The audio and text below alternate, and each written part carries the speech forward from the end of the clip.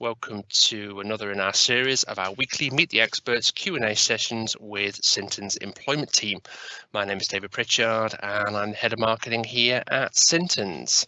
Just once again, and I know I've said this for the last 8 weeks, and it's been our 9th session, but once again, thank you for so many people signing up for these sessions. We've got a record amount of people actually watching us live now, so thank you so much for that. Thank you for continuing to send in your questions and for watching the video and listen to the podcast afterwards. Very much appreciated. So as with previous weeks, our team will be answering 3 questions. Our speakers today are Ailsa, Hobson and Catherine Hope. I will just quickly move the details on so you can see their faces. So without any further ado from me, I'm going to pass you straight over to Catherine, and Catherine's going to deal with question 1 of 3. Catherine, good morning and over to you.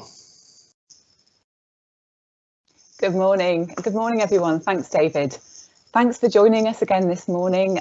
Here we are another week. It's been nice to have a bit more sunshine again. It's not looking too promising for a Friday, but anyway, we're here again, and we've had loads of questions again through, so we've picked a few to cover this morning. I'll start those off, and also we'll deal with number 2 and come back and we'll cover the 3rd one. In terms of the first question we had, an employer has asked about, again, starting with furlough. They're keen to continue to use the furlough scheme until it comes to an end at the end of October. But given employees have been on furlough for quite some time, they're concerned about them looking for other work and starting that. And they've asked about whether they can do anything to prevent that, if that's what their employees want to do. In terms of this particular question, it's really going to depend on what's in your employee's contract. There may well be, and it's quite common to have something in there about you prohibiting them from working for another employer whilst they're employed by you, or requiring them to seek your consent. So if you've got something like that in your contract, then yes, that if it's an enforceable restriction, it will continue to apply whilst an employee is on furlough leave. If you've not got anything of that nature, the only kind of situation where you might be able to take steps to prevent someone working for another employer is where that employer is a competitor. All employees are subject to the implied duty of fidelity, and that's a duty to act in good faith, and that includes not working with a competitor whilst they're engaged under the terms of their employment. Now, the extent of that duty is going to differ depending on someone's level of experience, and it's going to be higher, for example, if someone's got a particular level of responsibility, but that is something to bear in mind. Do bear in mind as well that if someone is on furlough leave and they do go and work for another employer, they do still have to be ready to come back to work for you as and when you bring a furlough leave to an end, of course in line with the terms of your furlough arrangement or agreement. And if they decide they don't want to return, then they are still subject to the normal provisions into their contract in terms of notice and other duties. So, and just going back to the actual working for other employees, that is obviously something that was confirmed by the government back in April. So that is something that employees can do. So it's just subject to what's in their contract and who they're working for. That's quite a quick, brief question to start off with. I'll pass you over to Ailsa. Have you got anything else to add? Thanks, Catherine. Not really, no. I suppose the only thing would be that in the event that you do permit individuals or your employees to work for someone else, it might be a good idea to get as much information about that as possible. I know Catherine said under the notice requirements of your furlough agreement, you'll naturally be giving note or telling people to come back as and when or whatever you've put in the furlough leave agreement, but they might be subject to some notice provisions in their new employment or temporary employment during furlough as well. So I think it's worth exploring just so that on return you're not damaging the relationship before it restarts, but that will be the only thing. So the next question deals with a situation where you've varied the contractual hours of work for some staff to avoid making redundancies. So I suppose it's jumping on in the process a bit. So you've been through your redundancy exercise, decided to condense 2 roles into one full-time equivalent, but the individuals have agreed to work that part-time, so they're splitting the hours between them. So both are varying their contractual terms. So in line with your internal procedures, variation, you've decided that variation is going to take effect while both employees remain on furlough. And there could be many reasons for this. It could be that you have an ongoing redundancy exercise on at the moment and you want basically those changes to take effect from the same time that you make the redundancies take effect. So it's kind of all tied up to one date. So if you want these changes to take place, but the employee remains on furlough until the scheme's expiry, for example, the questions that have come up is, what does that mean for the retention scheme claim? And do you have to reduce the amount that you're claiming under the scheme to represent the new contractual hours of work, so 80% of the new part-time salary? So my answer to this is no. The guidance has been clear on this point, at least from the very start, and it's also been replicated by HMRC's direction. So under the direction, the reference to salary of a fixed rate employee is the amount payable to the employee in the latest salary period ending on or before the 19th of March 2020. So even if the contract has changed since that time, the reference salary does not. So it's worth highlighting that just because we varied the hours under the contract, this employee will still be a fixed rate employee. So one variation doesn't then automatically make that a variable or a casual contract where the calculation for the claim is slightly different. I think the purpose behind the reference salary was to prevent, originally anyway, employers increasing hours of work under the contract to increase the amount that could be claimed from HMRC.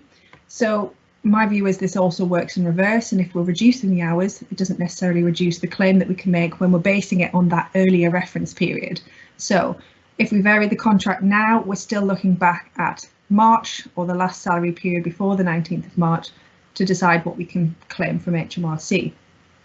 The couple of points, or 3 points, I've listed to be mindful of.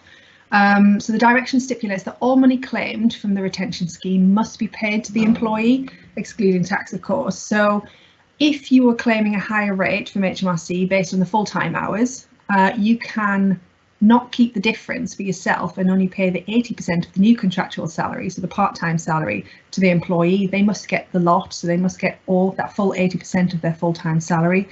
You can't keep any of it. And that's basically just to stop any abuse and employers retaining some of the money claimed and giving employees less.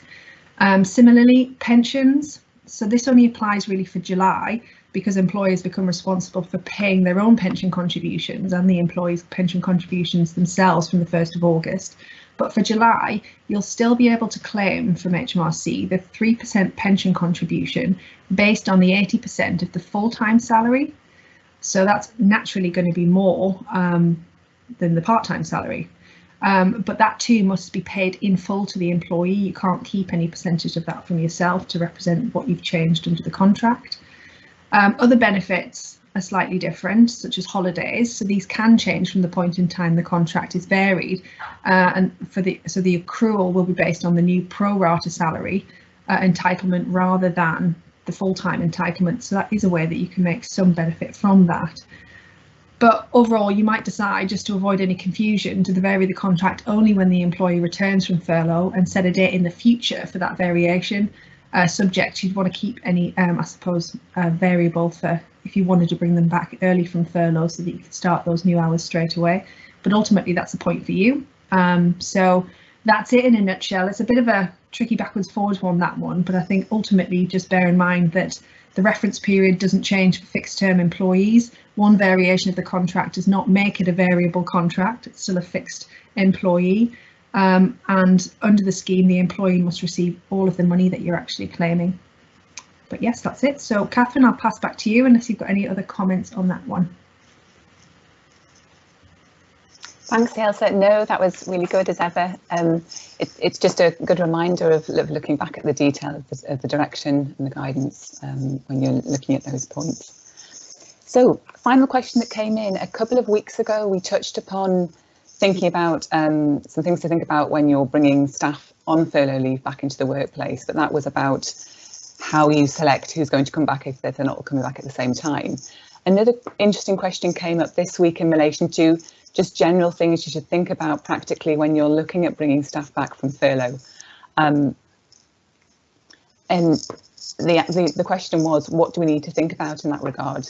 Now, I think this is something you should give some particular thought to. And I think the kind of things you need to look at are, for example, timing. Think about when when you want to bring people back, and are you going to bring them back all together or in phases? And if they are in phases, consider some of the things we touched upon a couple of weeks ago in terms of ensuring that selection process is not discriminatory in any way and it's fair.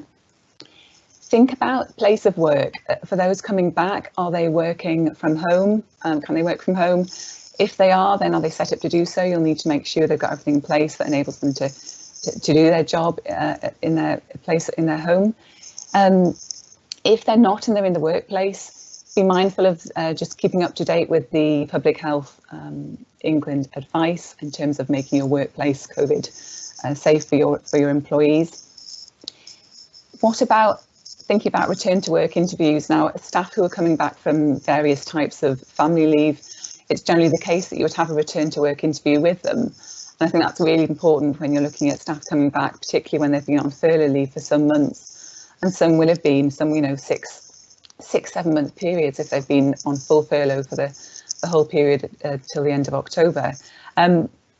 Return to work interviews are going to be really useful, for example, in terms of updating employees on any changes, any measures that are in place now that they're coming back to work in terms of the restrictions, but also listening to their concerns and also putting things in place in terms of getting them back in and then building up their caseload of work, but also looking at training and what might need to take place in that regard.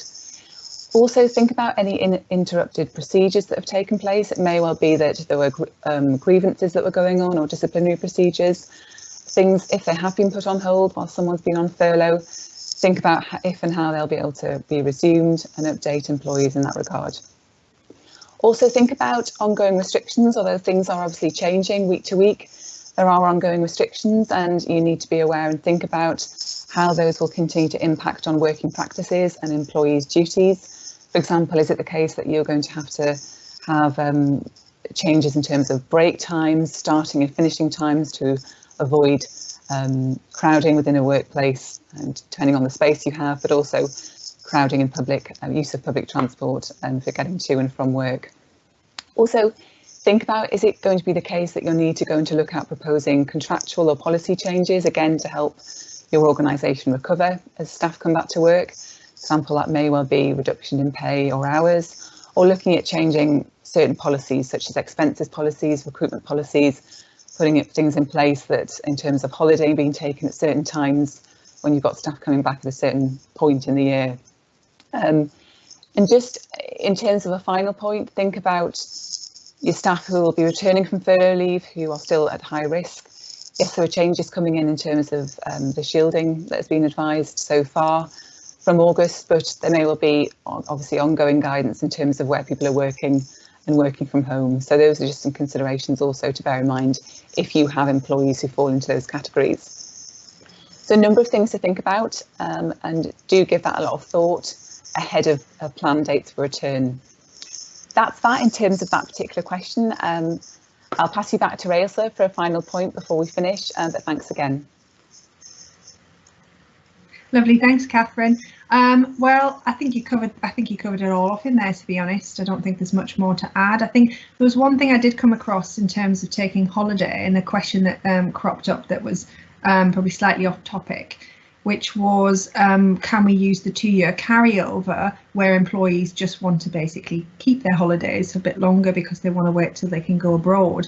And I know that you've got the right to carry holiday over where you're being prevented from taking it for up to a year, and that's been extended to 2 years where you're prevented from taking it for a reason linked to COVID. And I thought it was that link to COVID that was worth pointing out, in that a lot of the time preference on when to take holiday isn't going to be being prevented from taking it because of COVID. So I think it's worth managing your holidays quite strictly, and I think using the remaining furlough time the best you can to get any accrual under control.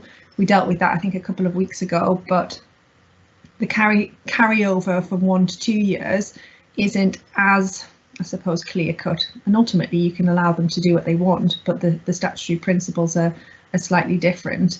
But again, it comes down to your preference. So yes, but that's it from us today. So we'll pass you back to David, and thank you again for listening in, and we'll see you again next week.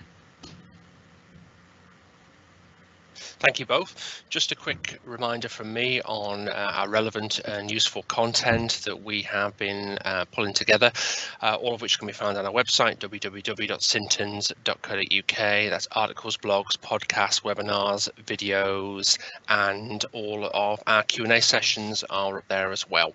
And you can also follow the team on Twitter at SintonsHR. I've just popped our speakers' details on the screen there, so if you have any employment-related questions or indeed any legal question, please don't hesitate to get in touch. Next session will be next Friday on Teams at 10 a.m. and as usual, I'll send the link round to you after the weekend. Have a great weekend, everybody. Stay safe, and once again, thanks very much for listening.